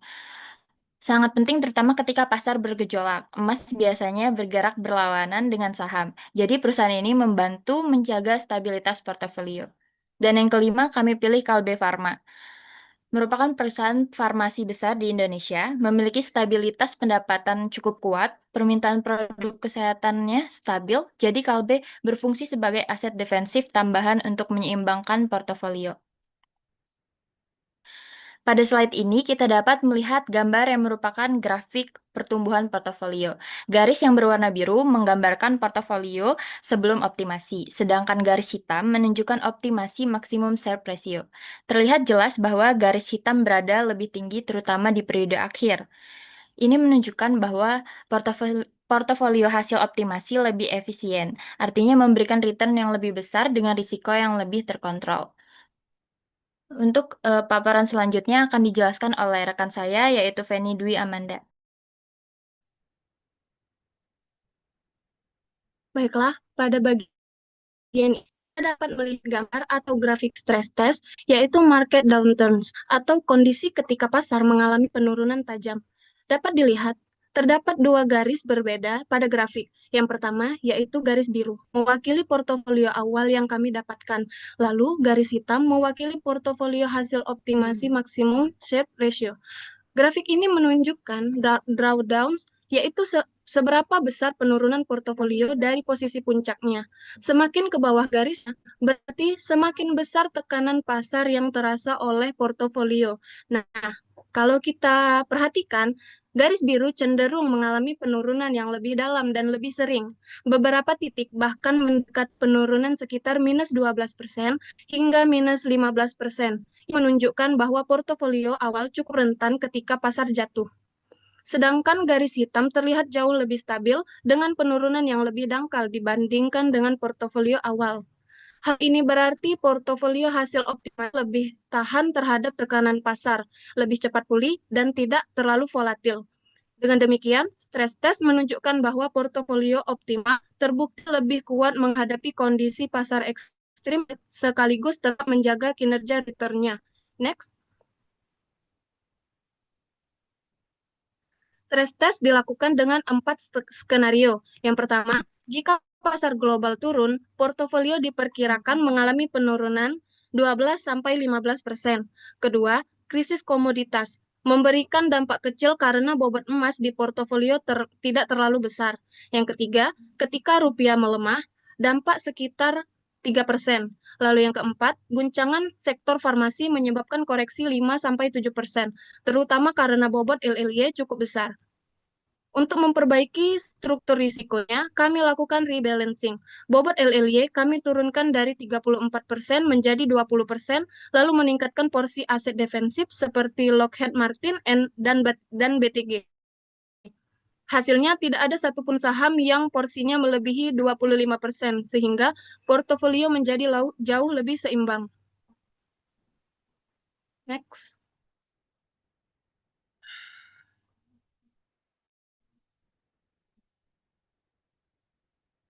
Anda kata share screen. Baik, minta maaf semuanya karena terjadi kesalahan koneksi. Saya bacakan kesimpulannya, yaitu secara keseluruhan portofolio yang kami bangun sudah memiliki dasar defensif yang kuat, namun masih bisa ditingkatkan lagi melalui rebalancing dan dilakukan penyesuaian bobot. Portofolionya menjadi lebih stabil, lebih konsisten, dan lebih seimbang terhadap risiko. Melalui strategi ini, portofolio mampu memberikan return optimal sekaligus menjaga stabilitas dalam jangka panjang. Sudah.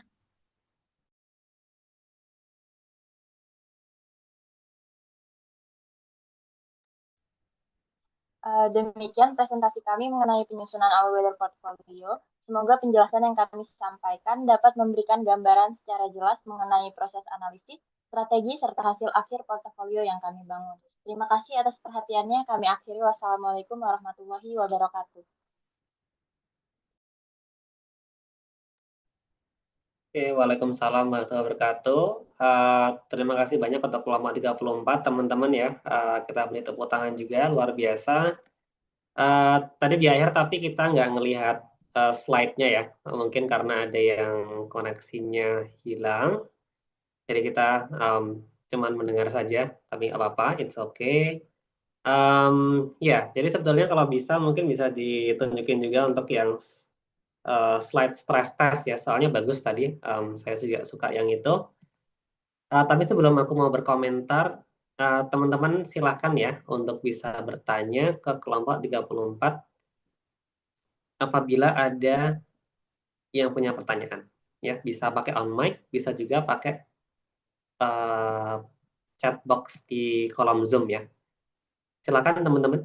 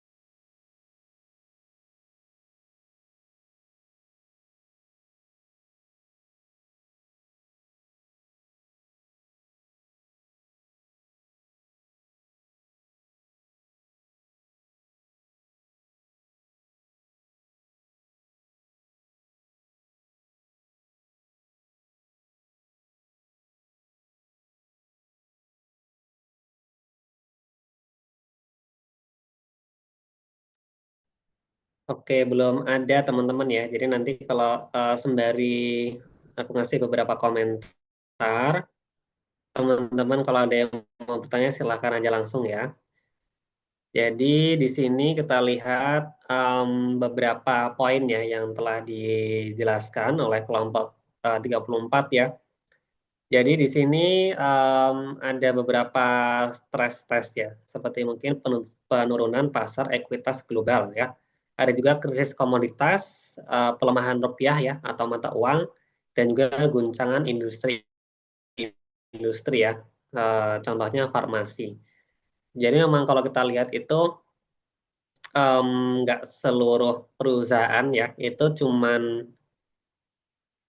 berdasarkan ya kinerjanya itu dari technical analysis gitu ya, atau misalnya dari jumlah aset yang mereka punya ya, jumlah hutang yang mereka punya berapa, dari misalnya beta sahamnya berapa gitu, tetapi juga mungkin dilihat dari berbagai macam faktor ya. Jadi contoh faktornya itu krisis komoditas ya, di sini udah ada ya. Kalau misalnya emas gitu ya, katakanlah produksi emas itu menurun ya di seluruh dunia katakan.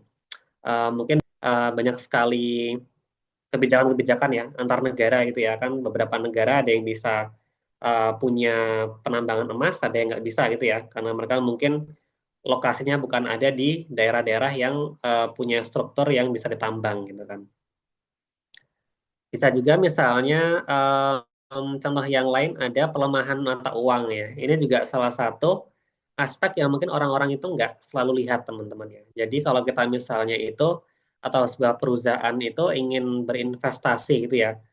Ketika dia mau berinvestasi dalam sebuah perusahaan yang telah didaftarkan ya pada bursa efek negaranya, itu perlu dibeli dengan mata uang negara itu. Ya, jadi kalau teman-teman tentunya kalau mau beli sahamnya BCA ya, Mandiri dan lain-lain itu perlu kalian punya rupiah ya. Meskipun atau mungkin orang luar negeri yang mau beli itu harus ada uang rupiah ya. Itu setahu saya. Kalau misalnya ada yang tahu bisa pakai mata uang lain, mungkin bisa bilang di chat box ya. Tapi kalau setahu saya sih harus kamu convert dulu ke rupiah ya. Atau misalnya kalian mau beli sebuah perusahaan atau beli saham sebuah perusahaan Jepang gitu ya, kalian harus beli yen ya, Japanese yen, yennya Jepang. Dan orang-orang kadang-kadang itu nggak melihat dari aspek penurunan nilai mata uangnya itu, gitu ya. Jadi katakanlah memang saham yang kalian beli ya, atau yang sebuah perusahaan beli itu naik gitu ya, tetapi mata uangnya turun. Ya, jadi itu merupakan salah satu resiko yang besar juga ya. Dan tentunya kebalikannya juga bisa ya.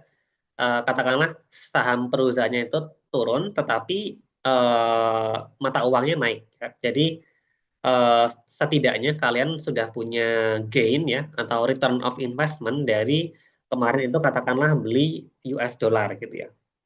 Itu juga sebetulnya salah satu resiko ya. Kenapa mungkin dari negara yang berkembang gitu katakanlah, atau beberapa negara yang sebetulnya nggak harus berkembang juga ya. Kayak sekarang itu yang paling lumayan parah itu adalah yen ya, mata uang Jepang itu sangat-sangat turun ya, meskipun mereka adalah negara yang bisa digolong maju. Tapi itulah mungkin beberapa negara ya yang mungkin mata uangnya itu cenderung melemah, itu juga masih punya banyak tantangan ya dalam mendapatkan banyak modal di pasar modal yang mereka punya di negara masing-masing. Jadi seperti itu. Dan bagus sekali untuk kelompok ini itu bisa menjelaskan tadi beberapa aspek yang mungkin oleh kelompok lain tadi belum dijelaskan ya. Jadi seperti itu teman-teman. Nggak ada pertanyaan ya untuk kelompok yang terakhir. Jadi teman-teman untuk kelompok 34 bisa disudahi ya, bisa di share screen-nya di off kan. Jadi terima kasih banyak untuk 5 kelompok yang sudah berpresentasi hari ini ya, sudah luar biasa sekali. Ada kelompok 17, 10, 25, 16, dan 34 ya. Sekali lagi teman-teman semuanya, aku sangat apresiasi ya dengan antusiasme dan juga kontribusi yang kalian aktif selama ini. Jadi aku sebagai mentor kalian sangat-sangat bangga ya. Dan aku yakin ya, terutama 5 kelompok hari ini yang presentasi final project-nya itu sudah sangat-sangat qualify ya, sudah sangat-sangat worthy, sangat berhak dalam kalian mempresentasikannya sebagai analis di perusahaan-perusahaan besar. Dan ketika kalian besok bisa mempresentasikannya dalam bentuk portofolio ya, atau presentasi untuk mungkin kalian mau apply pekerjaan ya, atau magang dan lain-lain, aku yakin ini adalah salah satu poin-poin besar yang terbesar yang kalian punya ya. Jadi seperti itu teman-teman. Untuk teman-teman yang misalnya masih ada pertanyaan ya di bagian transkrip nilai dan beberapa mungkin fasilitas lainnya, bisa ditanyakan ya, silakan aja mungkin ke aku maupun Kak Rido. Dan sekali lagi aku juga mau berterima kasih ya kepada Kepala Prodi ya dari universitas yang sudah hadir pada malam hari ini. Saya mau bilang ya, untuk mahasiswa kalian itu mahasiswa yang luar biasa semuanya, dan saya sangat respect dan saya sangat banyak belajar ya dari mahasiswa-mahasiswa di sini.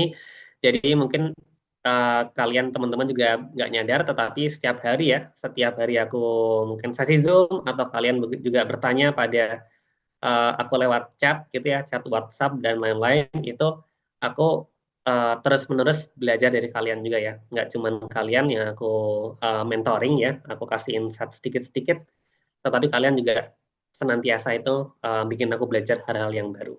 Jadi seperti itu teman-teman ya.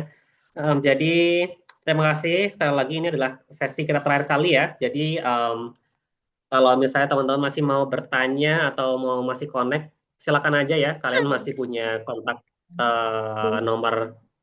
nomor WhatsApp punya aku, dan juga mungkin LinkedIn juga bisa, silakan, atau email bisa, silakan pakai cara apapun ya. Dan teman-teman, aku harap bisa nanti kalau misalnya